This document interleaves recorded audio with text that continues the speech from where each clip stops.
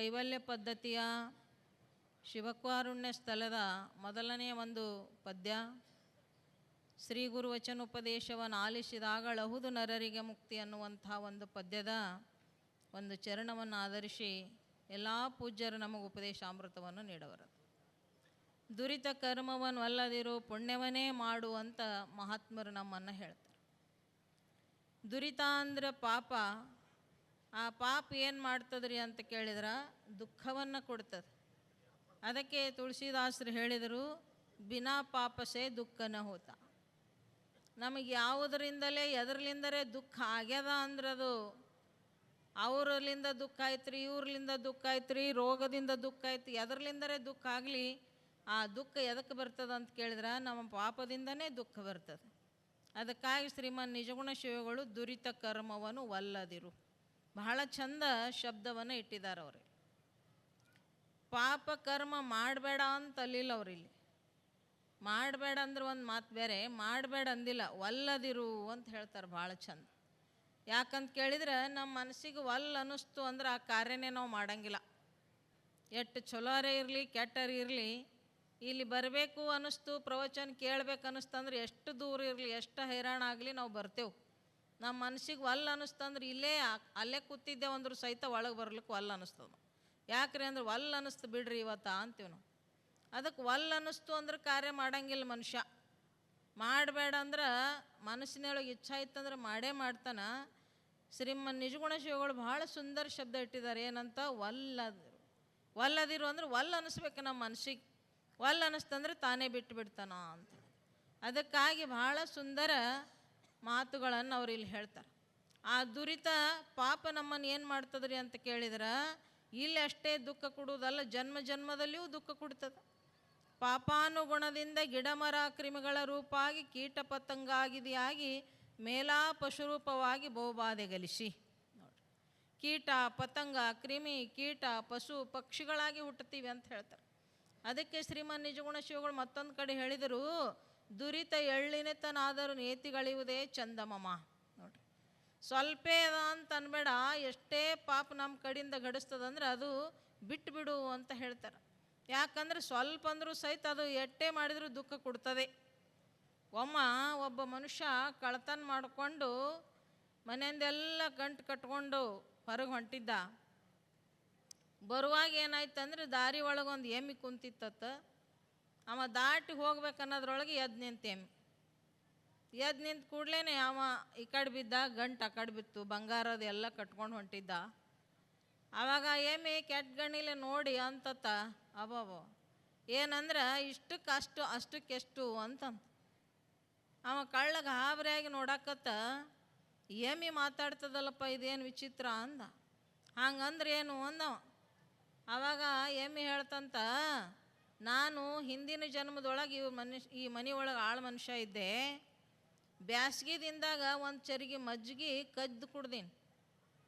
ಮಜ್ಜಿಗೆ ಕದ್ದು ಕುಡ್ದಿದ್ದಕ್ಕಾಗಿ ನಾ ಎಮ್ಮೆಯಾಗಿ ಹುಟ್ಟೀನಿ ಇಲ್ಲಿ ಮನ್ಯಾಗ ಅಂದ. ಇಲ್ಲಿ 4-5 ಕರುಗಳನ್ನು ಕೊಟ್ಟು ಇಷ್ಟೆಲ್ಲ ನಾನು ಹಾಲು ಕೊಟ್ಟೀನಿ ಅಂದ್ರೆ ಇನ್ನೂ ನಂದು ಅದ್ರದ್ದು ಋಣ ಮುಗಿವಲ್ದು. ಅಟ್ಟು ಒಂದು ಚರಿಗೆ ಮಜ್ಜಿಗೆ ಕುಡ್ದಿದ್ದಕ್ಕೆ ಇಟ್ಟು ದುಡಿಯೋದು ಬಂದದ, ನೀ ಇಟ್ಟು ಕೆಟ್ಕೊಂಡು ಹೊಂಟಿದ್ದಲ್ಲಿ ಎಟ್ಟು ಅಂತಂತ ಎಮ್ಮೆ. ಹಂಗೆ ಪಾಪ ಸಣ್ಣದದ ಅಂದರೂ ಸಹಿತ ಅದು ಏನು ಮಾಡ್ತದಂದ್ರೆ ಬಹುಬಾಧೆ ಗಲಿಸಿ ಪಶು ರೂಪವನ್ನು ಮಾಡ್ತು. ಪಶುರೂಪ ಆಗಿ ಅಂತ ಹೆಂಗೆ ನಿಜಗೊಂಡ್ರಂದ್ರು ಪಶುವಾಗಿ ಹುಟ್ಟಿ ಅಷ್ಟೆಲ್ಲ ಕಷ್ಟವನ್ನು ಪಡಬೇಕಾಯ್ತಂತ. ಅದಕ್ಕಾಗಿ ಸ್ವಲ್ಪೇದ ಅಂತ ಅನ್ಬೇಡ ಪಾಪ ಅಂತ ಹೇಳಿ ಆಗಲೇ ಹೇಳಿದ್ರಲ್ಲ, ನಮ್ಗೆ ಪರಮಾತ್ಮ ತ್ರಿಕರಣಗಳನ್ನು ಕೊಟ್ಟಿದ್ದಾನ. ಒಂದು ವಾಣಿ, ಒಂದು ಮನಸ್ಸು, ಒಂದು ಶರೀರ. ಇವೇನವ ಅಂತ ಪಾಪ ಮಾಡೋಕ್ಕೂ ಬರ್ತದೆ, ಪುಣ್ಯ ಮಾಡೋಕ್ಕೂ ಬರ್ತದೆ ಇದರ್ಲಿಂದನೇ. ಶರೀರದಿಂದ ಈಗ ನಾವು ಮಾಡಾಕತ್ತೀವಿ ಭಜನೆ ಸತ್ಸಂಗ, ಇದು ಏನದ ಅಂದ್ರೆ ಪುಣ್ಯ ಕೆಲಸ ಅದ. ಇದರ್ಲಿಂದ ಮತ್ತೊಬ್ಬರಿಗೆ ಬೈದೇವು ಹೊಡೆದೇವು ಅಂದ್ರೆ ಪಾಪ ಕೆಲಸ. ವಾಣಿಯಿಂದ ಮೃದು ವಚನಗಳನ್ನು ಮಾತಾಡಿದೇವಂದ್ರೆ ಪುಣ್ಯ. ಅದಕ್ಕೆ ಭಾಳ ಚಂದ ಹೇಳಿದ್ರು ಅವರು, ಪುಷಿ ಅನುಚಿತ ನಿಷ್ಠುರತ್ವ ಪೈಶೂನ್ಯತೆ ಮುಷ್ಕಿದ 4 ದೋಷಗಳು ವಾಣಿ ವಚನದೋಳು ಎಡಬಿಡದಿರೆ. ಭಾಳ ಸುಂದರ ಮಾತು. ಸುಳ್ಳು ಮಾತಾಡೋದು, ನಿಷ್ಠುರದಿಂದ ಮಾತಾಡೋದು, ಒಬ್ರಿಗೆ ಹೇಳುವುದು, ಇವೇನವ ಅಂತ ಕೇಳಿದಾರ ಚಾಡಿ ನಿಂದ ದುರಿತದೋಳು ಅಧಿಕವಾವುದು ನಿಂದೆ ಅಂತ ಮತ್ತೊಂದು ಕಡೆ ನಿಜಗುಣ ಶಿವಗಳು ಹೇಳಿದರು. ಇವೆಲ್ಲ ಅವಲ್ಲ ಸುಳ್ಳು ಮಾತಾಡುವುದು, ಪುಷಿ ಅನುಚಿತ ಯಾವ ಟೈಮ್ದೊಳಗೆ ಹೆಂಗೆ ಮಾತಾಡಬೇಕು ಹಂಗೆ ಮಾತಾಡಿಲ್ಲ ಅಂದರೂ ಸಹಿತ ಪಾಪ ಬರ್ತದೆ. ನಮ್ಮದು ಒಳ್ಳೆ ಶುಭ ಕಾರ್ಯ ನಡೆದದ ಅಲ್ಲಿ ಏನಾರ ಹೋಗಿ ಕೆಟ್ಟ ಮಾತಾಡ್ದೇವು ಅಂದ್ರೆ ಅದರ್ಲಿಂದನೂ ಪಾಪ ಬರ್ತದಂತ. ಅದಕ್ಕೆ ನಿಷ್ಠೂರ ಮತ್ತೊಬ್ಬರಿಗೆ ಭಾಳ ಚಂದ ನಾವು ಅಂತಿರ್ತಾರಂತ, ನಾವು ಭಾಳ ಖರೆ ಮಾತಾಡ್ತೀವಿ ರೀ, ಹೆಂಗೆ ಇದ್ದಕ್ಕಿದ್ದಂಗೆ ಮಾತಾಡ್ತೀವಿ ಅಂತ ಹೇಳ್ತಾರಂತ. ಅದು ಮತ್ತೊಬ್ಬರು ಮನಸ್ಸಿಗೆ ನೋವು ಆಗ್ತಿತ್ತಂದ್ರೆ ಹಂಗೆ ಮಾತಾಡೋದೂ ಪಾಪದ ಅಂತ ಹೇಳ್ತಾರೆ.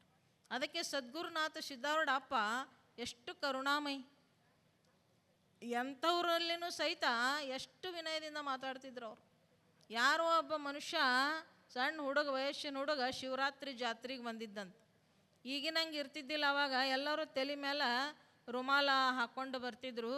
ರೇಷ್ಮೆ ರುಮಾಲವನ್ನು ಸುತ್ಕೊಂಡು ಬಂದಿದ್ದಂತ. ಬಂದಾಗ ಇಲ್ಲಿ ಸೇವಾ ಮಾಡಬೇಕು, ಸೇವಾ ಮಾಡುವುದೇ ದೊಡ್ಡ ಪುಣ್ಯ ಅದ.